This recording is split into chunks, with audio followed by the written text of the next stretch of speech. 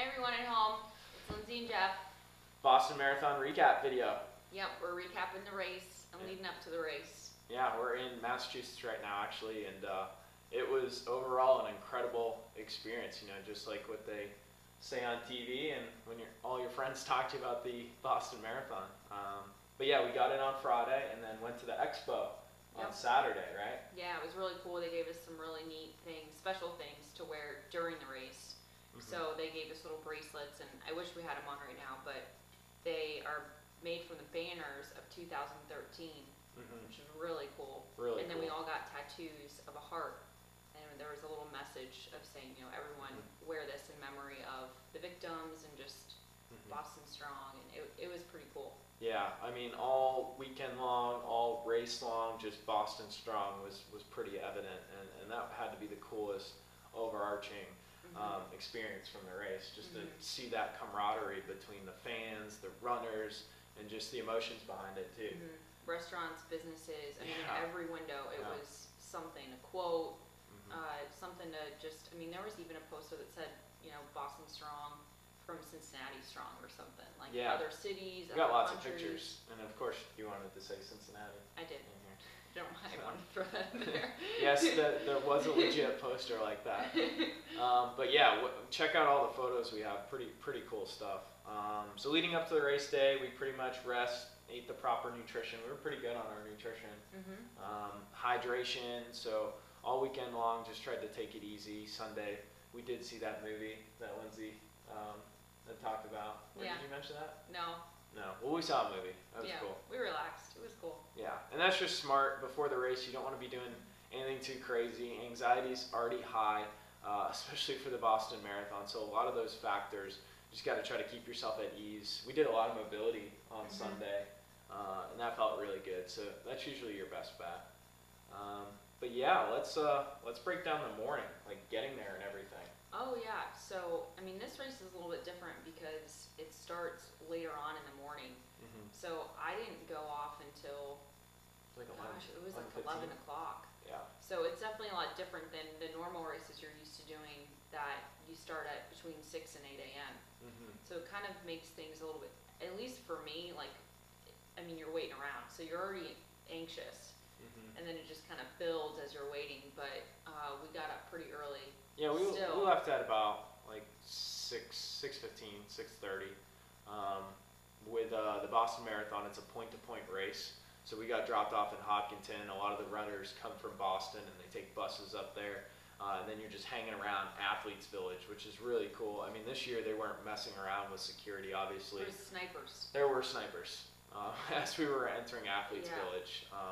And also a helicopter kind of circling. We got wanded pretty hardcore before we got on the buses, but obviously those are the measures they had to take this year. Yeah, it was very comforting. Yeah, and then Athletes Village was good. I mean, they did give us nice warm, those like space blankets, and there was coffee available, and there was all that stuff you needed. It was just a lot of waiting around. You know, I went off right around just a little past the starting gun for the open males, and that was still at 10, so we got there like 7:45, 8. Yeah. But yeah, anxiety, legs stiffening up, just a lot of factors can play a role before the race. But all in all, I felt good finally once I got to the starting line. Yeah, and then you have to walk about a mile to even get to the starting line. So that. Yeah. But that's an exciting part. That's just kind of. It's pretty cool. Yeah. Yeah, and that's part of like these big city type races. Is you'll find that is the one drawback is the time leading up that it takes, and the time getting out it takes as well, as we kind of battled through traffic yesterday evening.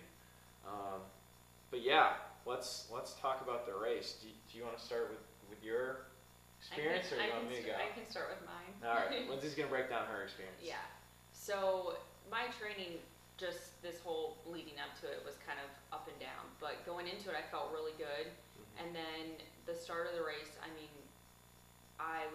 my pacing was perfect. Like, yeah, your pacing was pretty much right on. Yeah, I knew at the beginning that it was supposed to be downhill, so I probably went out a little fast, but it was fine. I started off at like 7:55, and then from there until like 18, I was between 8 and 8:12 basically. That's kind Yeah. of like where Pace I was was about, solid. so it was solid.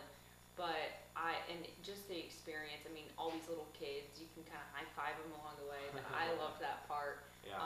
And just going through all the towns, I mean, there was so much support. It was One unbelievable. section of the course, remember that section that was chanting USA, USA? Yeah, That was cool. It was so loud. It was Mhm. pretty neat. And right when I first started the race, the Dropkick Murphys song was on, Nice. and that to me just pumps me up. So that was yeah. But yeah, and then I got sick at mile 13 and 17. Did you puked, right? Yeah. A couple times. So that was really fun. Still trying to figure out exactly what that could have been. But I might have had too much salt. I don't know. And so basically from mile 18 on, my quads were literally like seizing up. So my pace completely, if I could just run It and didn't just completely keep, drop though. I think that's the wrong word. I mean, you fell back maybe 2.5, 3 minutes per mile. yeah, it felt like it dropped. Yeah, I mean, it feels like it drops. I get it. Yeah, but basically from there on out, it was just keep moving at that point. And this is important because every athlete experiences this at one time or another. Mhm. I've had multiple attempts at races where I've had a much worse drop off or complete drop off where I say complete drop off is your pace like doubles. But obviously there was something that happened. Was it the temperature? Was it the nutrition? Like those are the things that we're going to look at Mhm. so that we can become better athletes and better coaches, obviously. Yeah, but it was in a sense like, I mean, the support just kept you going. Yeah. And I mean, there were a lot of times I had to stop and just try and stretch and shake it out. And right when I would get going again, I mean, it just got louder. Like it was Mhm. just cool. So, I mean, at the end of it, I felt really good about being able to complete it and the Mhm. time I did, considering how horrible mile 18 through Yeah. 26 felt. Yeah. But it's good to feel like that at some point, because otherwise you don't really truly get what people are talking about when they say, oh man. Yeah, like the wall or Yeah. this stuff, but it's a real time thing, and until Mhm. you experience that and know what it feels like, it's like obviously emotionally and from a perspective of like, man, what happened, and you're trying to do something about it, but you can't do anything about it. Yeah. Like Because I followed the same plan as I did for Flying Yeah. Pig. Yeah. So it's kind of like, Well, what were the factors that were different now? So those are the things. Number one, the temperature. We heard it was about 65 to 70, especially when you were starting. So that was a roll. We messed up on not bringing our salt stick up, to be entirely honest. That's a supplement we really believe in. But Russian, don't forget the supplement that works. Right. So that's something we'll look at. But we I mean- did substitute it with Mhm. something that was comparable. And I was a salty mess at the end of that race. Yeah. I mean, literally my hands were salty. It was almost like nothing was absorbed. I don't know. You still put up a pretty good time though. 4:05. There's nothing wrong with that time. Yeah. Average marathon time is about 4.5 hours is the average finishing time. And Boston's a really sneaky course. I mean, Tough course. I've run it twice now, and the first year I did, I completely fell off, so I know what that was like. But it's just sneaky. Mhm. You do have to hold back early and then see what you have later in the race. But overall, it's not. I don't think Boston's ever about the time. No. It's definitely about, especially this year more than any year, about the people who are out there, just being a part of such an incredible event. 1 million people.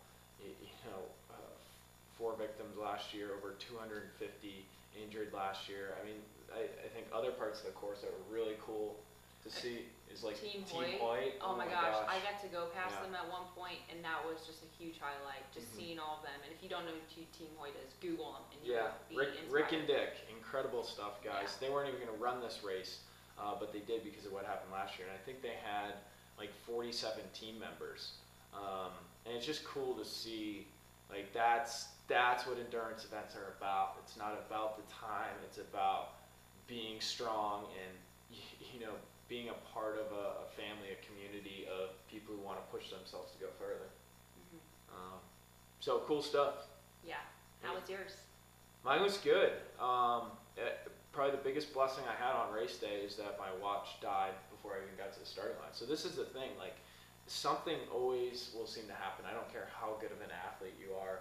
It takes experience, it takes, battling and, rolling with what is given to you on that day. But yeah, my watch died right before I got to the race. Awesome, right? I'm going up to the starting line and it dies. It was pretty cool. But yeah, why I say it was a blessing is because my goal was only to go under 3 hours. Only, okay, that was stupidly put. But to go under 3 hours and enjoy the experience. You're not going to win anything at Boston. I just wanted to feel good from, mile 20 to 26, so I could, hit the fans, little surge going. And, I think 100% I achieved my goal. Finished right at 2:59.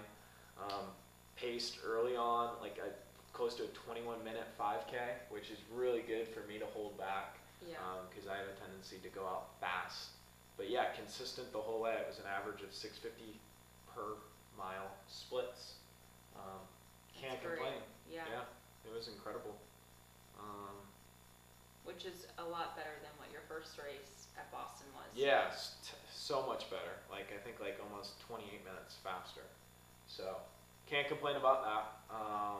My highlights from the race was just, being a part of all the emotion, being a part of the experience, and you really felt it. Like, you got up to the starting line, and then sections of the course, you would really feel it.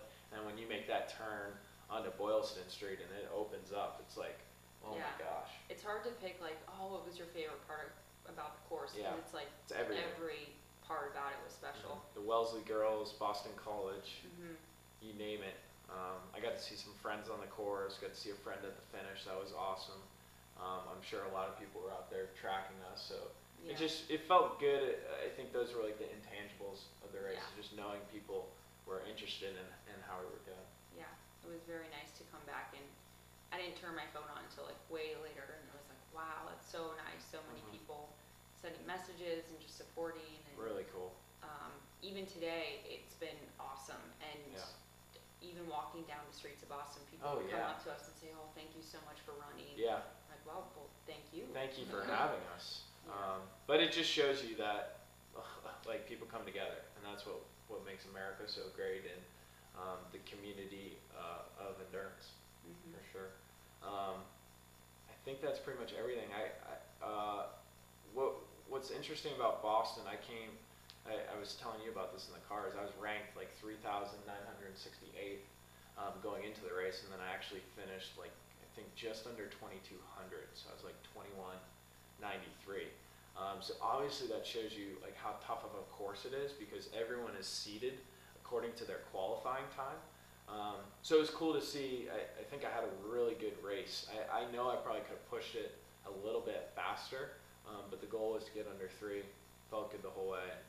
Slapping those high fives with those little kids. It's pretty cool. Yeah, it was very cool. Yeah, very cool. Any last words for the Boston Marathon 2014 experience? It was a great experience. Great experience, and we had fun. And that's all that matters. Thanks for tuning in to all our podcasts. I'm sure we will bust out more when maybe some Ironman training comes along. See what happens. Yeah, we'll see what happens. Yeah. All right, guys. Take care.